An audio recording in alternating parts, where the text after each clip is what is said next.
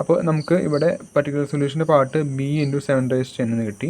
നമ്മുടെ ഈ ഇക്വേഷനിൽ ഈ നമുക്ക് കിട്ടിയിരിക്കുന്ന രണ്ട് സംഭവങ്ങൾ എന്ത് ചെയ്യുക, സബ്സ്റ്റിറ്റ്യൂട്ട് ചെയ്തിട്ട് എഴുതാം. അപ്പോൾ നമുക്ക് ഇങ്ങനെ കിട്ടും. എന്നിട്ട് എന്ത് ചെയ്യുക, ആ സബ്സ്റ്റിറ്റ്യൂട്ട് ചെയ്ത സംഭവം നമ്മൾ ജസ്റ്റ് ഓപ്പൺ ചെയ്യാം. അതായത് ബി ഇൻറ്റു 7n ആണ് നമുക്ക് കിട്ടിയത്. അപ്പോൾ എൻ്റെ അവിടെ ബി ഇൻറ്റു 7n എഴുതുക. 3an-1 എന്ന് പറയുമ്പോൾ 3b ഇൻറ്റു 7n-1 എന്ന് എഴുതുക, equal to 5 into 7n. Okay, ഇനി നമ്മൾ എന്ത് ചെയ്യുക, ഈ രണ്ട് പാർട്ടിൽ നിന്നും b ഇൻറ്റു 7n-1 പുറത്തേക്ക് എടുക്കുക.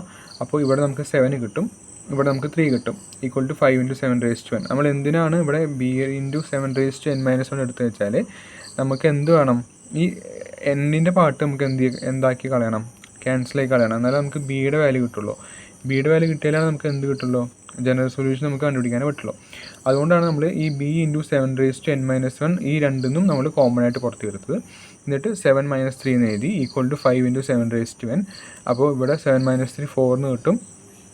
ഈ 7n-1 താഴേക്ക് ഡിവൈഡ് ചെയ്ത് പോവും.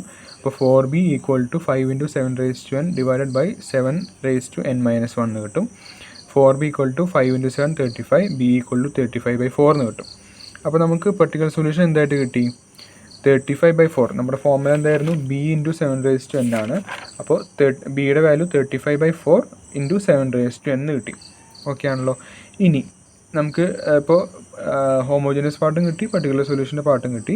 അപ്പോൾ ടോട്ടൽ സൊല്യൂഷൻ എന്തായിരിക്കും, an(h + an(p) എന്ന് വരും. an(h) എന്ന് പറയുന്നത് a ഇൻറ്റു 3n ആണ്. അതുപോലെ an(p) എന്ന് പറയുന്നത് 35/4 7n ആണ്. ഇനി നമുക്ക് ക്വസ്റ്റ്യൻ നോക്കുകയാണെങ്കിൽ ഇവിടെ a0 = 2 എന്ന് പറഞ്ഞൊരു കണ്ടീഷൻ കൂടി തന്നിട്ടുണ്ട്.